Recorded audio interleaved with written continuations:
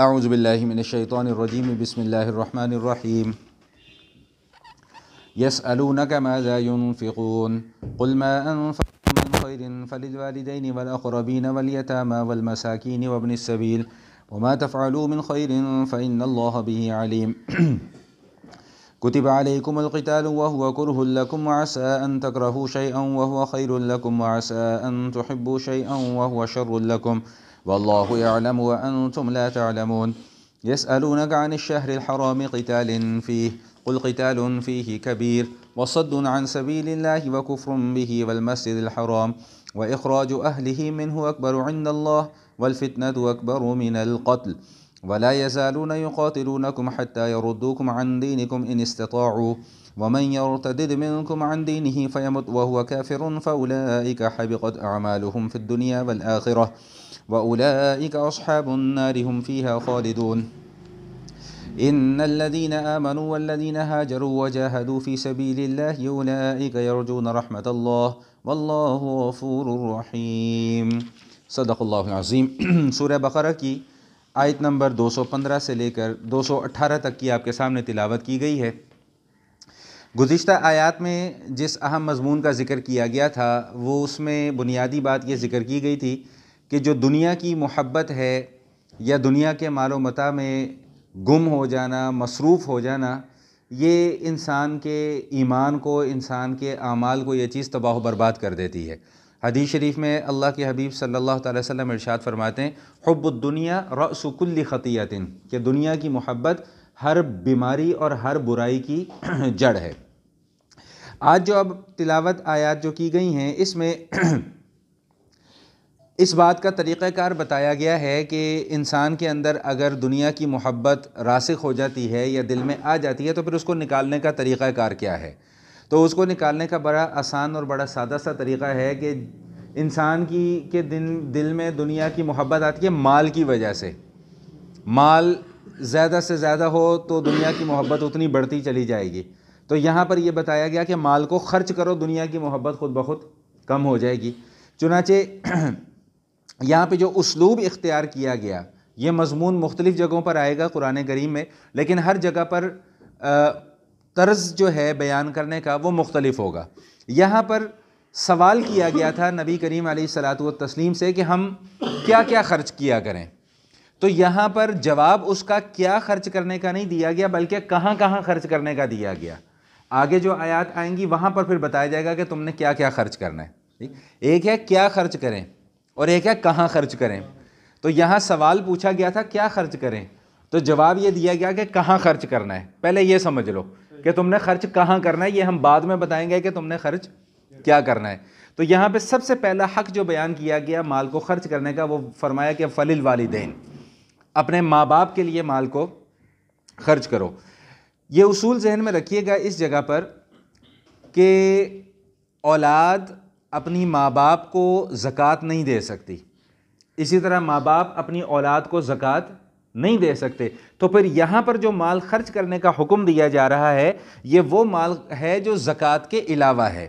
تو اس سے معلوم یہ ہوا کہ جس طرح ہمارے اوپر زکوٰۃ کو ادا کرنا یہ تو فرض قرار دے دیا گیا، اس کے علاوہ انہی مصارف میں کچھ اور مصارف بھی ہیں کہ جن پر مال کو ویسے ہی خرچ کرنے کا ہمیں حکم دیا گیا۔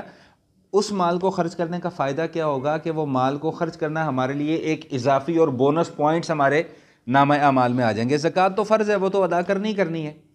سمجھ میں آ رہی بات؟ تو اب یہاں پر فرمایا کہ مال کو خرچ کرنا ہے، لیکن سب سے پہلا حق جو ہے مال پر وہ والدین کا حق ہے۔ حضور علیہ الصلاۃ والسلام سے ایک صحابی نے آ کر پوچھا کہ یا رسول اللہ سب سے زیادہ حسن سلوک کا حقدار کون ہے؟ فرمایا تمہاری ماں۔ پھر عرض کیا کہ یا رسول اللہ اس کے بعد کون ہے؟ پھر فرمایا تمہاری ماں۔ پھر عرض کیا یا رسول اللہ اس کے بعد کون ہے؟ پھر فرمایا تمہاری ماں۔ پھر عرض کیا یا رسول اللہ اس کے بعد کون ہے؟ پھر فرمایا کہ تمہارا باپ۔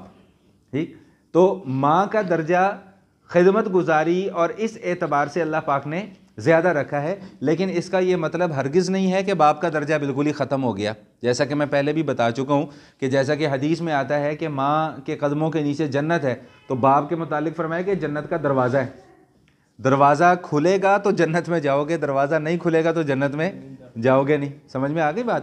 تو تو یہاں پر مال کو خرچ کرنے کی ترغیب دی جا رہی ہے۔ اب اس حوالے سے کچھ ضمنی مسائل بھی ہیں، میں صرف ایک دو مسائل یہاں پر عرض کر دوں پھر ہم بات کو آگے چلاتے ہیں کہ اگر کوئی کسی شخص کے ماں باپ ایسے ہوں جن کا اپنا کوئی ذریعہ آمدن نہ ہو اور وہ مفلس بھی ہوں، تو اس جگہ پر پھر ماں باپ پر مال کو خرچ کرنا، ان کی مالی خدمت کرنا، یہ اولاد کے اوپر فرض ہو جاتا ہے۔ اور عام حالات میں ماں باپ کی مالی خدمت اولاد پر فرض نہیں ہے، بلکہ اخلاقی اعتبار سے ان کی ذمہ داری ہے کہ ان کی جانی خدمت ان کی کریں۔ سمجھ میں آئے؟ اگر خدا نہ خواستہ اللہ نہ کرے وہ بیمار ہیں، ان کی خدمت کریں، ان کی دواؤں کا اہتمام کریں، انہوں نے کہیں آنا جانا ہے، اس کے لیے کوئی سہولت اور آسانیاں جو ہیں وہ پیدا کر دیں۔ تو بات سمجھ میں آ گئی کہ نہیں آ گئی؟ تو بہرحال مال کو خرچ کرنے کے اعتبار سے بتایا کہ سب سے پہلا جو حق ہے وہ فللوالدین، وہ والدین کا تمہارے اوپر حق ہے کہ ان کے اوپر تم مال کو خرچ کرو گے۔ دوسرے نمبر پہ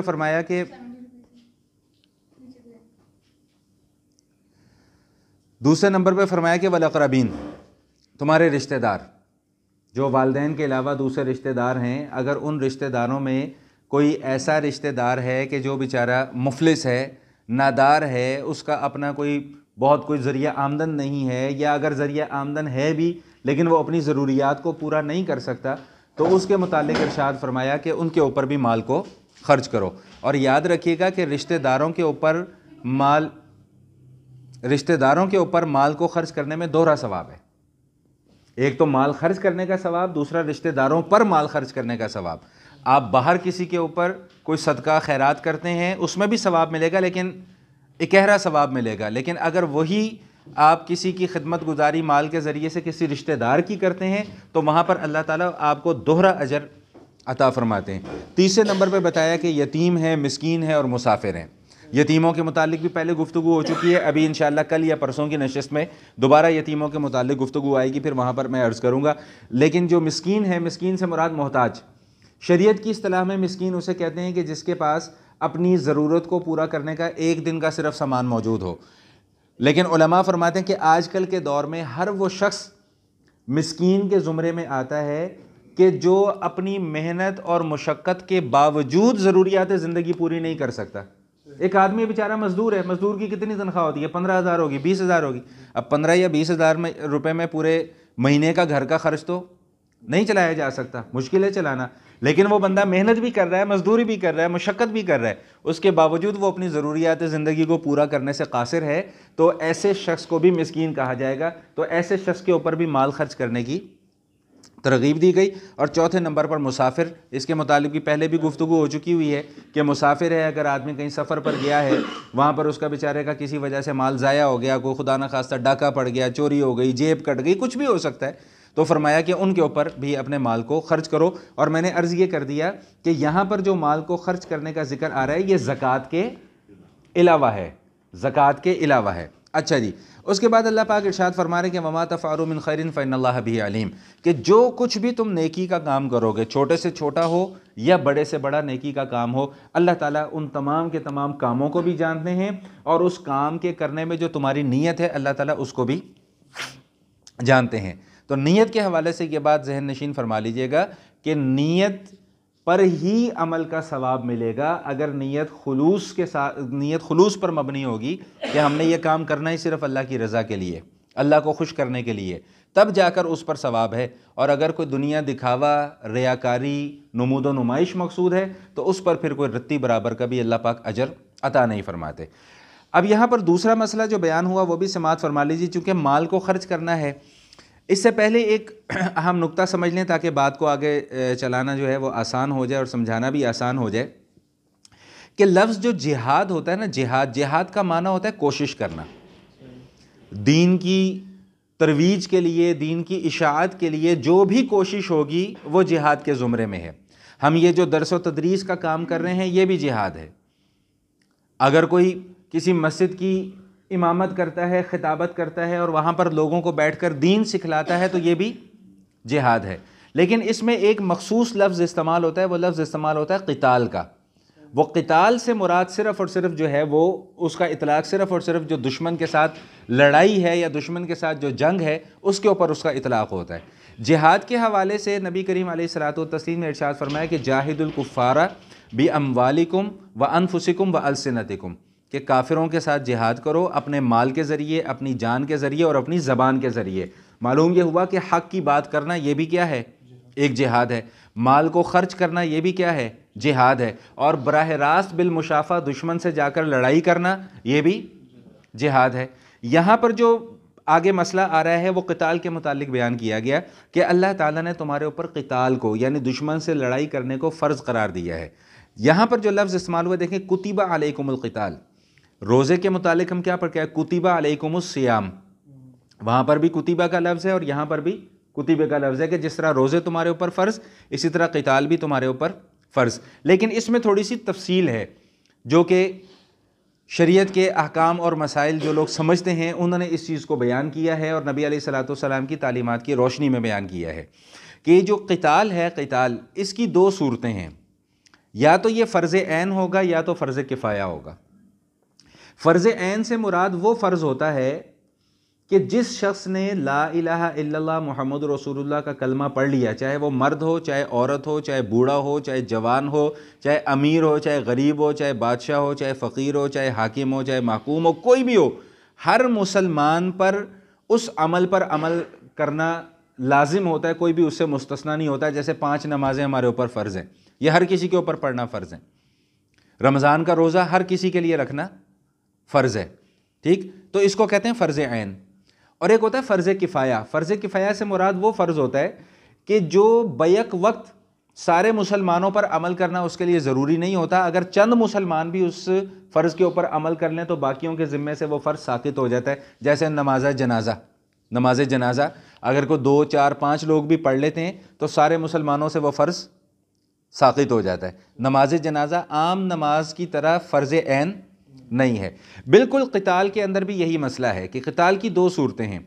اگر خدا نہ خواستہ حالات ایسے پیدا ہو جائیں کہ کفار کا اتنا غلبہ ہو جائے کہ ان کے غلبے سے کوئی ایک مسلمان بھی محفوظ نہ ہو، تو پھر اس صورت میں قتال فرض عین ہے۔ پھر نہ کسی سے اجازت لینے کی ضرورت ہے، پھر ہر بندے کی ذمہ داری ہے کہ وہ اپنی کوشش کرے اور دشمن کے ساتھ مقابلے میں جا کر کھڑا ہو جائے اور اس سے لڑے۔ اس موقع پر ماں باپ سے بھی اجازت لینا ضروری نہیں ہے، ورنہ عام حالات میں قتال میں جانے کے لیے ماں باپ سے اجازت لینا ضروری ہے۔ اگر وہ اجازت دیں تو جائیں ورنہ نہ جائے عام حالات میں۔ جیسا کہ ایک صحابی نبی علیہ الصلوۃ والسلام کی خدمت میں حاضر ہوئے اور اگر عرض کیا کہ یا رسول اللہ میں قتال میں شرکت کرنا چاہتا ہوں، فرمایا کہ تمہارے ماں باپ ہیں؟ عرض کیا جی ہیں۔ تو فرمایا جاؤ جا کے ان کی خدمت کرو۔ یہ اس صورت میں ہے جب ماں باپ کی خدمت کرنے والا کوئی اور موجود نہ ہو۔ اور دوسری صورت جو میں نے عرض کی وہ ہے فرض کفایہ کی۔ وہ فرض کفایہ کیا ہے کہ خدا نہ اللہ کرے کہ اس طرح کے حالات نہ ہوں کہ دشمن کا غلبہ بہت زیادہ ہو گیا، تو پھر اگر ایک جماعت بھی دشمن کے مقابلے میں لڑ کر وہ فرض پورا کر رہی ہے تو باقی مسلمانوں کے ذمے سے وہ فرض ساقط ہو جاتا ہے۔ جیسے اس وقت ہماری آرمی ہے، وہ یہ فرض پورا اپنا کر رہی ہے کہ الحمدللہ ثم الحمدللہ، اللہ نہ کرے کہ کوئی ایسا وقت ہمیں دیکھنا پڑے کہ دشمن کا ہمارے اوپر غلبہ ہو جائے، اللہ نہ کرے کہ ایسا وقت آئے کوئی۔ لیکن میں ویسے مسئلہ سمجھانے کے لیے یہ بات عرض کر رہا ہوں کہ اس وقت ایسی الحمدللہ کوئی صورتحال نہیں ہے، تو وہ آرمی کے جو جوان ہیں وہ اپنا یہ فرض پورا کر رہے ہیں، ہماری فوج جو ہے وہ یہ فرض پورا کر رہی ہے، تو یہ اس صورت میں یہ پھر فرض کفایہ ہے۔ یہاں پر جو چیز بیان کی گئی ہے وہ یہ چیز بیان کی گئی ہے کہ عمومی طور پہ اللہ پاک نے فرمایا کہ تمہارے اوپر قتال کو ہم نے فرض قرار دیا اور بظاہر تمہیں اچھا محسوس نہیں ہو رہا کہ جی دشمن سے جا کے لڑنا یا یہ کرنا یا وہ کرنا، تو فرمایا کہ ضروری نہیں ہے کہ جس کو تم اچھا سمجھتے ہو وہ اچھا بھی ہو اور جس کو تم برا سمجھتے ہو وہ برا بھی ہو۔ بظاہر تمہیں اس کے اندر کوئی قباحت محسوس ہو رہی ہے، لیکن اللہ جانتے ہیں کہ اس کے اندر کوئی قباحت نہیں ہے، بلکہ اس کے اندر تمہارے لیے اللہ پاک نے بہتری رکھی ہے۔ دشمن کو اپنی طاقت دکھاتے رہو گے، اپنی قوت دکھاتے رہو گے، کبھی اسے جرت نہیں ہوگی تمہارے اوپر حملہ کرنے کی، کبھی تمہارے سامنے وہ آ کر کھڑا نہیں ہوگا، کبھی تمہارے اوپر وہ ظلم اور جبر مسلط نہیں کرے گا۔ آپ مسلمانوں کی تاریخ اٹھا کر دیکھ لیں کہ پہلی 5 یا 6 صدیاں جو ہیں پوری دنیا کے اندر مسلمانوں کا ایک ہولڈ رہا ہے۔ مسلمانوں کے نام سے لوگ جو ہے وہ ڈرا کرتے تھے، حالانکہ مسلمانوں نے اس طرح کا کوئی ظلم اور جبر کی کہانیاں کوئی رقم نہیں کی ہیں۔ اور اس کے بعد جب حالات نے پلٹا کھایا تو پھر کیا ہوا کہ ایک ایک وقت میں کروڑہا مسلمانوں کو قتل کیا گیا۔ تاتاریوں نے جب حملہ کیا، مسلمانوں کو قتل عام کیا، تو ان کے متعلق یہ آتا ہے کہ اس وقت مسلمانوں کی حالت یہ تھی، اتنے کمزور ہو چکے ہوئے تھے کہ اگر کوئی تاتاری بازار میں چلتے ہوئے کسی مسلمان کو دیکھ لیتا تھا اور تاتاری کے پاس تلوار نہیں بھی ہوتی تھی نا، وہ کہتا تھا کہ تو یہیں پر کھڑا ہو، میں گھر سے اپنی تلوار لے کر آتا ہوں، تیرا سر اڑاؤں گا. اور مسلمان کی جرت نہیں ہوتی تھی وہاں سے ہلنے کی، وہ وہیں پر کھڑا رہتا تھا. تاتاری گھر جاتا تھا، اپنی تلوار لے کر آتا تھا اور اس کا سر اتار کے رکھ دیتا تھا. کھوپڑیوں کے مینار بنائے، کھوپڑیوں کے اندر انہوں نے شرابیں پیں. جو بڑی بڑی مسلمانوں کی مساجد تھیں ان کو قہوہ خانوں کے اندر الامان الحفیظ تبدیل کیا گیا. یہ کب ہوا؟ جب ہم نے کفار کے سامنے کمزوری دکھانا شروع کر دی. جب کمزوری دکھانا شروع کر دی انہوں نے ہمارے اوپر غلبہ پا لیا. وگرنہ ایک وقت ایسا بھی تھا کہ جس کی پیش گوئی نبی علیہ الصلوۃ والسلام نے فرما دی تھی کہ عورت اکیلی ایک علاقے سے دوسرے علاقے تک سفر کیا کرے گی اور کسی کو جرت نہیں ہوا کرے گی کہ اس عورت کو چھیڑ سکے یا ہاتھ لگا سکے. اور ایسا حضرت عمر رضی اللہ تعالیٰ عنہ کے زمانے میں ہوا. ایک مرتبہ کوئی خاتون سفر کر رہی تھیں، یا کسی چرواہے کے متعلق آتا ہے کہ اس کی بکری جو ہے وہ ایک بھیڑیا پکڑ کے لے گیا. وہ کہیں بہت دور دراز کے علاقے میں تھا، مدینہ سے بہت دور رہتا تھا. تو جیسے ہی اس کے ریوڑ میں سے ایک بھیڑیے نے بکری کو اٹھایا تو اس نے کہا انا للہ و انا الیہ راجعون. لوگوں نے کہا کیا ہوا ہے؟ کہا حضرت عمر کا انتقال ہو گیا. کہاں؟ مدینہ میں، اور کہاں؟ وہ سینکڑوں میل دور. تجھے کیسے پتہ چلا؟ کہتا کہ جب تک حضرت عمر رضی اللہ تعالیٰ عنہ زندہ تھے کسی بھیڑیے کی بھی ضرورت نہیں تھی کہ وہ بکری کے اوپر اب وہ جو ہے وہ ہاتھ ڈالتا یا اس کو. کہتا ہے آج یہ اتنے دنوں کے بعد یہ واقعہ ہوا تو اس کا مطلب مجھے لگتا ہے کہ حضرت عمر کا انتقال ہوا. اور جب واقعتاً تحقیق کی گئی تو پتہ چلا کہ واقعی حضرت عمر رضی اللہ تعالیٰ عنہ کی شہادت ہو چکی ہوئی تھی. تو ایک وہ وقت بھی ہم نے دیکھا ہے، اور دعا کریں کہ اللہ کرے کہ ایسا وقت دوبارہ آئے. اللہ تعالیٰ مسلمانوں کو اتنی شان دے، اتنی شوکت دے کہ جو ہے وہ پوری دنیا کے اوپر اسلام کا غلبہ ہو. اور ایسا ہونا ہے. وقت اور حالات جو ہیں وہ ہمیشہ ایک جیسے نہیں رہتے، لیکن اس کے لیے ضروری کیا ہے کہ ہم میں سے ہر کسی کو اپنا اپنا کردار ادا کرنا ہوگا. تو بہرحال یہاں پہ ایک مسئلہ یہ ذکر کیا گیا. تیسرا مسئلہ جو یہاں پر ذکر کیا گیا وہ بھی بہت اہم مسئلہ ہے. اس کا پس منظر پہلے سماعت فرما لیں، پھر انشاءاللہ بات کو سمجھنا آسان ہو جائے گا.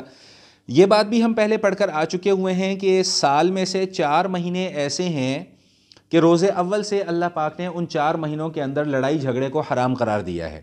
رجب، ذیقعد، ذی الحج اور محرم کا مہینہ. یہ 4 مہینے ایسے ہیں کہ جن میں لڑائی حرام ہے، قتل و قتال حرام ہے. اور جو مشرکین تھے باوجود اس کے کہ وہ لوگ مشرک تھے لیکن وہ بھی ان 4 مہینوں کی حرمت اور تقدس کا خیال رکھتے تھے کہ ان 4 مہینوں میں لڑائی نہیں کیا کرتے تھے. ہاں البتہ تماشا یہ کر لیا کرتے تھے کہ اگر ان کا کبھی کسی قبیلے کے ساتھ کوئی جنگ کا ارادہ ہوتا تو یہ تماشا کر لیا کرتے تھے کہ جی اس سال یہ اب رجب کا مہینہ نہیں ہے، یہ شوال کا مہینہ ہے، رجب بعد میں آئے گا. خود سے ہی تبدیلی کر لی. سمجھ میں آ گئی؟ جس کو اللہ تعالیٰ نے کفر قرار دیا ہے کہ جو مہینوں کی ترتیب ہے یہ ترتیب بھی اللہ کی بنائی ہوئی ہے، ان کے نام بھی اللہ کے بنائے ہوئے ہیں، ان کے اندر کسی قسم کا کوئی رد و بدل نہیں ہو سکتا.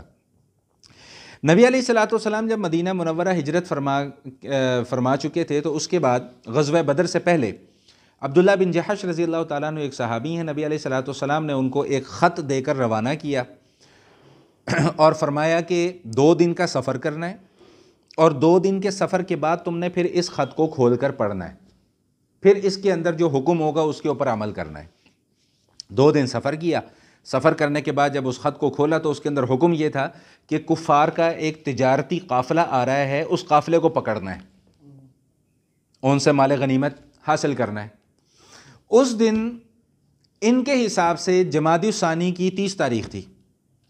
ان کے حساب سے، مسلمانوں کے حساب سے انہوں نے سمجھا کہ آج 30 تاریخ ہے. انہوں نے اس قافلے کے اوپر حملہ کیا اور ان سے مال غنیمت لے لیا.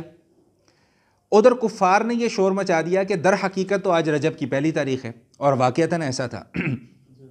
واقعتاً ایسا تھا کہ رجب کی 1 تاریخ تھی.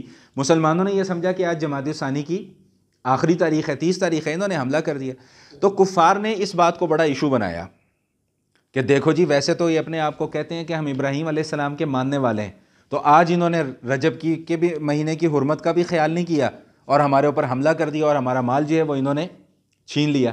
تو اس موقع پہ یہ پھر آیات نازل ہوئیں. پہلے ایک مسئلہ سمجھ لیں، پھر میں اس کی مزید تفصیل آپ کے سامنے بیان کرتا ہوں. آیا یہ 4 مہینوں کی حرمت آج بھی باقی ہے کہ نہیں باقی ہے؟ بعض علماء نے فرمایا کہ آج یہ 4 مہینوں کی حرمت باقی نہیں ہے، لیکن بعض علماء فرماتے ہیں کہ نہیں، ابھی بھی یہ حرمت کا حکم باقی ہے، البتہ اس امت میں تھوڑی سی تخفیف کر دی گئی ہے۔ وہ کیا، جو ہم پہلے بھی پڑھ کر آ چکے ہیں کہ اگر کوئی تم پر حملہ کر دے تو پھر تمہیں بھی لڑنے کی اجازت ہے، لیکن پہل تم لڑائی میں نہیں کرو گے۔ اچھا، اب جب یہ مسئلہ ہوا کہ انہوں نے کہا کہ جی آئے تو رجب کی پہلی تاریخ تھی اور مسلمان اپنے آپ کو ملت ابراہیمی کا رونا روتے رہتے ہیں، اور انہوں نے رجب کے مہینے کی حرمت کا اور تقدس کا بھی خیال نہیں کیا، تو اس موقع پہ پھر اللہ پاک نے آیات نازل فرمائی کہ جس طرح رجب کے مہینے میں لڑائی کرنے کو تم حرام سمجھتے ہو اور واقعتاً حرام بھی ہے، تو مسلمانوں سے تو یہ معاملہ ہوا غلط فہمی کی بنیاد پر، لیکن جو تم نے مسلمانوں کے اوپر ظلم کیے کیا وہ حلال تھے؟ تم نے مکہ کے اندر مسلمانوں کا رہنا دوبھر کر دیا تھا، کیا وہ حلال تھا؟ مسلمانوں کے اوپر تم نے جو ظلم کیے تھے وہ حلال تھا؟ ان کو ہجرت کے اوپر مجبور کیا، کیا وہ حلال تھا؟ کیا وہ جائز کام کیا تھا تم نے؟ ان کو تم نے گھر سے بے گھر کیا، ان کی جائیدادوں پر قبضے کر لیے، ان کی عورتوں بچوں کو روک لیا، تو یہ سارے کے سارے کیا جائز کام تھے؟ تو اگر تم ایک چیز کو ناجائز سمجھتے ہو تو دوسری ناجائز چیزوں کا بھی تو خیال رکھا کرو نا۔ میرا خیال ہے بات میری سمجھ میں آ گئی۔ کفار کو جواب دیا جا رہا ہے کہ تم یہ جو اتنا شور مچا رہے ہو کہ جی یکم رجب کو ہمارے اوپر حملہ کر دیا، تو اس سے پہلے تم جو سارے کام کرتے رہے ہو وہ سارے کے سارے حلال اور جائز کام کرتے رہے تھے تم۔ بالکل یہی صورت آج ہمارے اندر بھی موجود ہے، یہی حالت ہمارے اندر بھی موجود ہے کہ ہم کسی ایک اپنی مرضی کے حکم کو لے لیتے ہیں اور اس کے اوپر شور مچاتے ہیں، دیکھو جی یہ ناجائز ہے، یہ حلال ہے، یہ ناجائز ہے، یہ حلال۔ تو بھائی باقی جو ناجائز کام ہے ان کو تو ہم کھلم کھلا کر رہے ہوتے ہیں۔ سمجھ میں آ گئی بات کی نہیں آ گئی؟ تو اپنی مرضی پر چلنا جو ہے یہ دین نہیں ہے، جیسا کہ یہ کفار کیا کرتے تھے کہ جب جی چاہا تو اس مسئلے کو اپنی مرضی کے مطابق ڈھال کر دین کا مسئلہ بنا کر اپنی ڈھال بنا لیا، اور جس مسئلے کے اوپر عمل کرنا مشکل لگا اس کو پس پشت ڈال دیا۔ تو اللہ پاک نے یہاں پر ایک جملہ ارشاد فرمایا کہ وَالْفِتْنَةُ أَشَدُّ مِنَ الْقَتْلِ، معاشرے کے اندر فتنہ پیدا کرنا اور شرارت کرنا یہ قتل کرنے سے بھی زیادہ بڑا جرم ہے۔ مسلمانوں کے اندر انتشار پیدا کرنا، معاشرے کے اندر انتشار پیدا کرنا، خلفشار پیدا کرنا، نفرتیں پھیلانا، جھوٹ کی بنیاد پر نفرتیں پھیلانا اور ایک دوسرے کو آپس میں لڑانا، ایک دوسرے سے دست و گریباں کرنا، کسی ایک کو اس کے گھر سے بے گھر کر دینا، اس کی جائیداد پر قبضہ کر لینا، یہ میں آج کل کے حوالے سے ساری بات کر رہا ہوں۔ تو اللہ تعالیٰ فرما رہے ہیں کہ سارے کے سارے فتنے اور یہ قتل کرنے سے زیادہ بڑا جرم ہے۔ ناجائز بچیوں کو طلاق دے کے گھر میں بٹھا دینا، ہیں جی، بچی کا ظلم نہ بھی ہو، اسے طلاق دے کے بس جی تھوڑا سا اختلاف ہوا، طلاق دی، چلو گھر بھیج دیا، یہ ظلم نہیں تو اور کیا ہے؟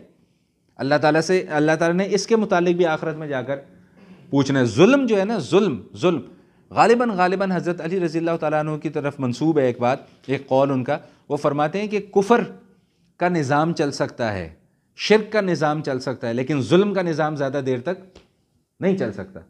آج ہم دوسروں کی بچیوں کو بلا وجہ طلاق دے کر گھروں میں بٹھا دیتے ہیں، کل کو ہماری اپنی بچیاں بھی ہیں، ان کے ساتھ بھی یہ کچھ ہو سکتا ہے۔ آج دوسرے کی بہن کے ساتھ ظلم یا زیادتی کا معاملہ کرتے ہیں، تو میرے گھر میں بھی ایک بہن موجود ہے، اس کے ساتھ بھی یہ ظلم یا زیادتی کا معاملہ اللہ نہ کرے ہو سکتا ہے۔ تو یہ صرف ایک میں جنرل بات سمجھانے کے لیے کر رہا ہوں، جو یہاں پر مدعا بیان کیا گیا کہ وَالْفِتْنَةُ أَشَدُّ مِنَ الْقَتْلِ، کہ معاشرے کے اندر انتشار پیدا کرنا یہ قتل کرنے سے بھی زیادہ بڑا جرم ہے۔ اور آخری مسئلہ جو بیان کیا گیا وہ یہ بیان کیا گیا کہ اگر کوئی شخص مسلمان ہوتا ہے اور مسلمان ہونے کے بعد پھر وہ دوبارہ کفر کے اندر لوٹ کر چلا جاتا ہے، تو شریعت کی اصطلاح میں اس کو مرتد کہا جاتا ہے۔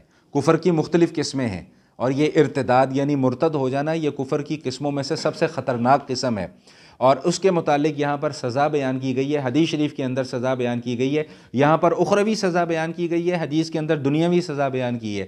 دنیاوی سزا کیا ہے؟ بخاری شریف کی حدیث ہے کہ حضور علیہ الصلوۃ والسلام فرماتے ہیں کہ من بدل دینا فاقتلوہ، جو اسلام چھوڑ کر دوبارہ قتل کا راستہ دوبارہ کفر کا راستہ اختیار کر دے، اس کو پھر اس دنیا کے اندر زندہ رہنے کا کوئی حق نہیں ہے۔ اس کی شرعی سزا کیا ہے کہ اس کو قتل کر دیا جائے گا۔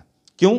اس لیے کہ یہ اب مسلمانوں کے لیے زیادہ خطرناک ثابت ہوگا، اس کا جرم اللہ کی نظر میں بہت بڑا ہے کہ اسلام چھوڑ کر دوبارہ پھر کفر کا راستہ اختیار کر دینا، یہ اللہ تعالیٰ کی نظر میں بہت بڑا جرم ہے۔ اور اس جرم کی سزا دنیا کی کیا ہے کہ اللہ کے حبیب صلی اللہ علیہ وسلم فرماتے ہیں کہ اس کو دنیا میں رہنے کا کوئی حق نہیں ہے، البتہ اس کے اندر مسئلہ یہ ہے کہ اس کو 3 دن کی مہلت دی جائے گی، اس کو سمجھانے کی کوشش کی جائے گی کہ وہ توبہ کر لے، اگر تو وہ توبہ کر لیتا ہے تو ٹھیک، اور اگر وہ توبہ نہیں کرتا تو پھر اس کو قتل کر دیا جائے گا۔ اور آخرت کی سزا جو یہاں پر بیان کی گئی وہ یہ بیان کی گئی ہے کہ اس کے ایمان کی حالت میں اس نے جتنے اچھے کام کیے ہوں گے، نیک اعمال کیے ہوں گے، وہ سارے کے سارے نیک اعمال اس کے ضائع ہو جائیں گے، زیرو ہو جائیں گے۔ وہ اگر اس نے 100 نیکیاں کی تھیں، آج اس کے نامہ اعمال میں، اس کے اکاؤنٹ میں اب بیلنس زیرو رہ جائے گا۔ یہ اس کی اخروی سزا ہے۔ اور ظاہری بات ہے جب بیلنس اس کا زیرو ہو گیا اور ایمان بھی چلا گیا تو پھر ظاہری بات ہے اللہ پاک ارشاد فرماتے ہیں کہ پھر اس کا ٹھکانہ جو ہے وہ دائمی طور پہ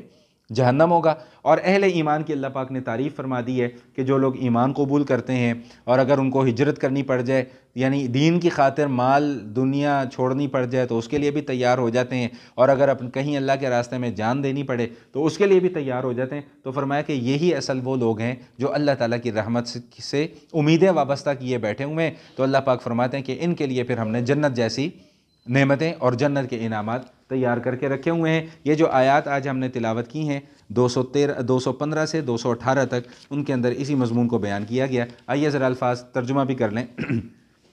پیج 81 پہلی لائن، یسألونک ماذا ینفقون، یہ لوگ آپ سے سوال پوچھتے ہیں کہ ہم کیا خرچ کیا کریں۔ قل، آپ محبوب ان کو کہہ دیجئے کہ ما انفقتم، جو تم مال خرچ کرو گے، من خیرن، خیر کہتے ہیں مال کو، خیر کا معنی بھلائی بھی ہوتا ہے، اور قرآن کریم میں خیر کا لفظ مال کے لیے بھی استعمال ہوتا ہے۔ تو اس میں سب سے پہلا حق کس کا ہے؟ فللوالدین، والدین کا، والاقربین پھر رشتہ داروں کا، والیتامى پھر یتیموں کا، مسکینوں کا، وابن السبیل اور مسافر۔ وما تفعلوا من خیر، جو بھی کوئی نیکی کا کام کرو گے، فإن اللہ بہ علیم، اللہ اس کو جانتے ہیں۔ کتب علیکم القتال، قتال تمہارے اوپر فرض کیا گیا، وہو کرہ لکم، اور تمہیں ناگوار گزرتا ہے وہ، وعسیٰ ان تکرہوا شیئا وہو خیر لکم، ممکن ہے کہ ایسا ہو کہ جس چیز کو تم ناپسند کر رہے ہو وہ تمہارے لیے بہتر ہو، وعسیٰ ان تحبوا شیئا وہو شر لکم، اور یہ بھی ممکن ہے کہ جس چیز کو تم پسند کرتے ہو وہ تمہارے لیے بہتر نہ ہو۔ تم دنیا کو پسند کرتے ہو، دنیا تمہارے لیے بہتر نہیں ہے۔ واللہ یعلم وانتم لا تعلمون، یہ آیت ہے سب سے زبردست۔ اللہ جانتے ہیں، تم نہیں جانتے، اور تم اللہ کے مقابلہ نہیں کر سکتے، بس سمپل سا جواب۔ یسألونک عن الشہر الحرام قتال فیہ، یہ لوگ آپ سے سوال کرتے ہیں حرمت والے مہینوں کے متعلق کہ اس میں جنگ کرنا کیسا ہے۔ قل، آپ ان کو کہہ دیجئے قتال فیہ کبیر، حرمت والے مہینوں میں جنگ کرنا بہت بڑا گناہ ہے، لیکن وصد عن سبیل اللہ، اللہ کے راستے سے روکنا، وکفر بہ، اللہ کو نہ ماننا، والمسجد الحرام، مسجد حرام کے راستے سے روکنا، واخراج اہلہ، مکہ والوں کو ان کے گھروں سے نکال دینا، اکبر عند اللہ، یہ اس سے بھی بڑا گناہ ہے۔ دیکھیں نا، یہ عمرہ کرنے گئے، عمرہ نہیں کرنے کیا حضور علیہ الصلوۃ والسلام کو۔ بیت اللہ شریف میں جب تک مکہ میں رہے تب تک مسجد حرام میں نماز پڑھنے کی اجازت نہیں دیتے تھے، طواف کرنے کی اجازت نہیں دیتے تھے، اور خود جا کر طواف کرتے تھے تو کپڑے اتار کر طواف کیا کرتے تھے۔ تو اللہ فرما رہے ہیں کہ یہ ساری چیزیں بھی تو گناہ ہیں، تو تمہیں صرف یہی ایک گناہ نظر آیا جو ان سے غلطی ہو گئی، غلط فہمی کی بنیاد پہ جو گناہ سرزد ہو گیا۔ والفتنة اکبر من القتل، اور فتنہ پردازی، معاشرے کے اندر انتشار پھیلانا، یہ قتل سے بھی زیادہ بڑا گناہ ہے۔ ولا یزالون یقاتلونکم حتی یردوکم عن دینکم ان استطاعوا، اور یہ کافر لوگ ہمیشہ تم سے لڑتے رہیں گے یہاں تک کہ تم لوگ تمہیں تمہارے دین سے پھیر نہ دیں، اگر ایسا کر سکیں وہ لوگ تو۔ یعنی کفار کی کوشش یہ ہے کہ مسلمانوں کو اسلام سے نکال کر دوبارہ کفر کے اندر داخل کر دیا جائے، لیکن اگر کسی نے یہ حرکت کر دی، اسلام سے نکل کر دوبارہ کفر میں چلا گیا، تو اس کی سزا کیا ہے؟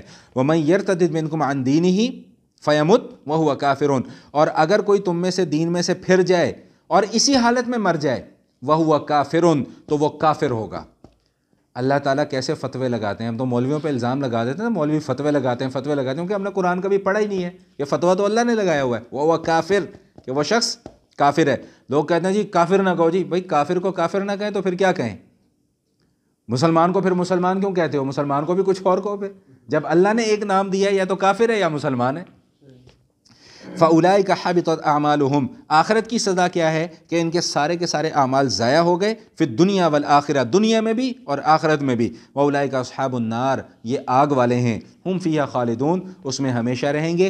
آخری آیت جو ہم نے پڑھی اس میں اہل ایمان کی تعریف ہے، ان الذین آمنوا، بے شک وہ لوگ جنہوں نے ایمان قبول کیا، والذین ہاجروا، ہجرت کی، وجاہدوا فی سبیل اللہ، اللہ کے راستے میں جہاد کیا، اولئک یرجون رحمت اللہ، یہی وہ لوگ ہیں جو اللہ کی رحمت کی امیدوں سے وابستہ ہیں۔